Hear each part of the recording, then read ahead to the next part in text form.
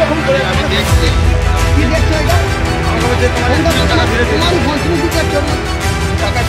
আরামবাগ হাসপাতালে জামাইয়ের চাকরির জন্য লক্ষাধিক টাকা দিয়ে প্রতারিত হলেন শাশুড়ি ও মেয়ে।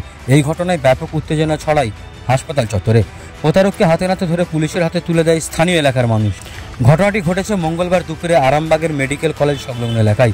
জানা গেছে, আরামবাগের ডঙ্গলের ঘাসুয়ার বাসিন্দা টুম্পা বাগ জানান, আরামবাগের জয়রামপুরের যুবক নিময় ব্যানার্জিকে আরামবাগ মেডিকেল কলেজ ও হাসপাতালে চাকরি দেওয়ার নাম করে দফায় দফায় হাজার হাজার টাকা দিয়ে লক্ষাধিক টাকা দেন। অন্যদিকে ওই মহিলার মা জানান, জামাই ও মেয়ের যাতে আগামী দিন সংসার সুখের হয় সেই জন্য জামাইয়ের চাকরির জন্য গ্রুপ লোন করে টাকা তুলে দিয়েছিলাম মেয়ের হাতে। বেশ কয়েকটা মাস কেটে গেলেও জামাইয়ের চাকরি না হয় যিনি টাকা নিয়েছিলেন তার আর পাত্তা পাওয়া যাচ্ছিল না। অবশেষে বাড়ির লোকজন হন্য হয়ে খুঁজতে থাকে প্রতারককে। আজ হাতে নাতে ধরে ফেলে আরামবাগ মেডিকেল কলেজ ও হাসপাতাল চত্বরে। এই ঘটনায় হাসপাতাল চত্বরে ব্যাপক উত্তেজনা ছড়ায়। প্রতারককে স্থানীয়রা ঘিরে ধরে পুলিশের হাতে তুলে দেন। ওই প্রতারক যুবক স্বীকার করেন, হ্যাঁ আমি টাকা নিয়েছি। এই বিষয়ে কে কি জানাচ্ছে বিস্তারিত শুনুন। আমাকে চাকরি দিবে বলে 1,40,000 টাকা নিয়ে আজ প্রতারণা করে আজকে বলছে সাদা কাগজে সই করে দাও, ইয়ে করে সেই জন্য ইয়ে করছি, পুলিশের হাতে তুলে দিচ্ছি, ইয়ে করছি। আপনার বাড়ি কোথায়? আমার বাড়ি ঘাসুয়া। কতবার ধরে টাকা দিয়েছিলেন? 4-5 বার ধরে মোটামুটি 1.5 লাখ টাকা দেওয়া হয়েছে। আমার আংটি বলো, হাতের বলো, সমস্ত কিছু বন্ধক দিয়ে ওকে টাকা দেওয়া হয়েছে। আপনার নাম কি? আমার নাম দিব্যেন্দু বাগ। ওনার ঠিকানা জানেন কোথাও? ও কি সে জয়রামপুর বলছে, তো এখন তো ইয়েও তো এখন উল্টো পাল্টা বলছে। যাই হোক, কোনো ঠিকানা বলতে পারছি না। চাকরি দেবেন বলে প্রথমে আমাদের দাসের সঙ্গে মানে আলাদা, সে বলে আমরা নাম তুলেছি এইভাবে ভাবে 1 বছর। কতদিন আগে দিয়েছে? প্রায় 1 বছর। এই 13 ফেব্রুয়ারি হলে 1 বছর। যার থেকে ও মাস 3 আগে ও আমাদের বাড়িতে যায়। আমরা বলি আমরা টাকা দেবো, আমাদের সম্ভব না। ও বললো টাকা এখন দিতে হবে না, জয়েন্টের পর। তুমি কত পড়াশোনা করেছো? জয়েন্টের পর হচ্ছে কি যে একটা একটু কেটে নি লিখিত বয়ানে সই করো যে আমি এর থেকে এত টাকা নিয়েছি। আমার নাম করে ধাপে ধাপে প্রথমে বললো কি আমরা পেছেই গেছিলাম, আমরা পারবো না। যে ও বললো না, তাহলে জয়েন্টের পর একটু একটু করে ওখান থেকে কেটে বেতন থেকে। কত দফায় টাকা দিতে হয়েছে? একবার 21 দাস নিয়েছিল 18 মাত্র, সে পয়সা ফিরে দিয়ে দিয়েছে, সে একটু একটু করে দিয়েছে। তারপর ইনি 30 দেওয়া হয়েছিল। প্রথমে 30 দেওয়া, তারপর 20 দেওয়া হয়েছে। তারপর কত দেওয়া হলো? 43,000 দেওয়া হয়েছে। অ্যাকাউন্ট খুলতে বলেছে। মোট কত টাকা দিয়েছে? 1,40,000 30 লিখছে, এখন 1,40,000। কতজন এরকম হয়েছে?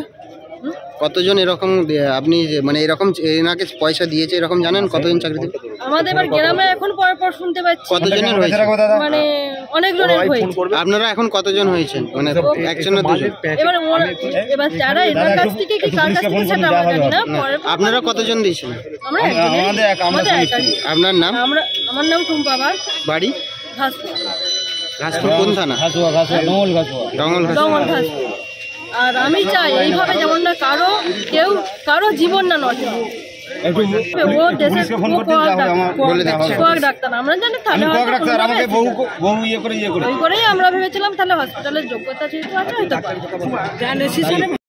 হয়তো টাকা প্রথম হলে যে ওরা বলে জিনিস রেখে আমি হলে টাকা দেবো। প্রথমে একটা বালা আর কানে ওরা যতটুকু দিই না সেইটুকুনি ফাঁকে রাখতে যায়।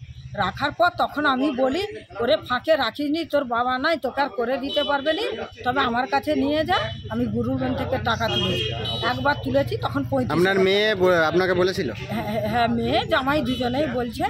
আমি বলছি যদি বলছে আমি সুপারভাইজার কলেজের, তাহলে যদি হয় সুযোগ আছে। মেডিকেল কলেজে সুপারভাইজার উনি দিয়ে বলেছে। বলার পর গেছে, দিয়েছে, বলছে দেখো 6 লাখ টাকা নিচে তো একটা চাকরি হয়নি, তবে 1.5 লাখ টাকা দিলে মোটামুটি হয়ে যাবে। তারপর আবার গ্রুপ লোনকে গেছি, যে 50,000 টাকা তুলেছি। বলছি যদি হয়, আমার তো স্বামী গেলই, তাহলে আমার ছেলেটা যাই হোক একটু সোনার কাজ করে হাত পা চালি ফেলে। আমার ফুটফুটে লাতিগুলো মেয়েটা একটু করতেও পায়নি, ভালো করে একটু খেতেও পায়নি, তাহলে ওদের যদি সময়টা ফিরে তবে বলে দিই 1.5 টাকা হিসাবে। স্বামী কি করেন আপনার? আমরা স্বামী সে মারা গেছে, সে চাষবাস করে মেয়েটাকে দিল আর কি। মেয়েটাকে। তখন খুব সময় ভালো ছিল, তার পর জামাইটাও দিনকে দিন যেন কেমন হয়ে যাচ্ছে, ডাক্তার পাটিও চলছে নি, সংসারেও ভালো চালাতে পারছে নি। যেমন আমি বেকার ভাতারের টাকা পাই সেটাও দিই। কে চাকরি করবে তাহলে, মানে চাকরিটা কার জন্য বলছিলেন? জামাই যে কোয়াকদা, জামাইয়ের জন্য। এই জামাই আমার ছেলে যাই হোক কিছু করে একটু আধটু করে তার সংসারটা চালি না, একটি মাত্র ছেলে, লোকের দোকানে সে কাজ করে। তারপর প্রথমে চুচুড়াকে গেছে কাগজ করতে, চুচুড়াকে যে তখন বলছে দাদা আজই হয়ে যাবে, 20,000 টাকা লাগবে। তখন ওরা বললো চুচুড়ার যখন কাগজ ঠিক হয়ে যায় তাহলে বোধা আমার চাকরি বাঁধা বলে আমার ছেলে তার কাজের দায়ে 20,000 টাকা ওদের ফোনে দিয়ে দিয়েছে না। আবার বলছে এতে হবে নি, আর একটু আমি আবার গ্রুপ লোনের আমার 10 জনকে জোগাড় করছি, করে আমি মিটিংটা করেছি, করে 1.5 টাকা সুদে। তখন এবারে ওকে বলছি দেখো আমার জামাই যদি চাকরি না হয় আমার সুদি দিবে কে, টাকাই দিবে, আমার স্বামী মরে গেছে, আমাকে কেউ কি ছেড়ে কথা কইবে, আমাকে টাকা। তখন বলছি বাবা আমি স্বামী হারা লোক, আর তুমি এই আফসোস নিঃশ্বাস কখনো শোধে, তুমি সত্যিকারে হয় টাকা নিয়ে যাও আর না হয় আমার টাকা ফেলে দাও, আমি ভিক করে আমার লাতি লাগনিকে আমার মেয়ের সংসার চালিয়ে দিবে। আমার বাবা চলে গেছে, আমি তো আর ফেলে দিতে পারিনি, আর আমি কি নিয়েই থাকবো, কাকে নিয়েই থাকবো। এইভাবে টাকাটা তুলে নিয়ে আমি দিই। কত টাকা দিয়েছিলেন? 43,000 দিয়েছি সবাই। কতদিন আগে দিয়েছিলেন ওটা না কার্তিক মাসের, ওটা 14ই ফাল্গুন, প্রথমে দেখি 9ই ফাল্গুন। আপনার বাড়ি কোথায়? আমার বাড়ি টালি। আপনার নাম? আমার নাম অঞ্জনা মণ্ডল।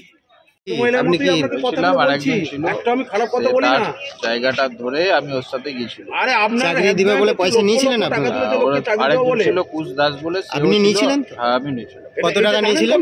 1,30,000 টাকা নিয়েছিলেন। আপনার বাড়ি কোথায়? আপনাকে সব সত্যি কথা বলে আপনার হাজবেন্ড? কিভাবে টাকা নিয়েছিলেন? না আমরা ওনাকে থানায় arrest আদা দিয়ে ওদের লোকের জিনিস বেচে ইয়ে বেচে সব কিছু বেচে টাকা নিয়েছিলেন। দিয়ে চাকরি কি করে দিয়েছিলেন? হ্যালো, ছিল আমার সাথে কুশ দাস আপনার বাড়িটা অ্যাড্রেসটা জানতে চাইছি। এখন বলছে সাদা কাগজে ইয়ে করে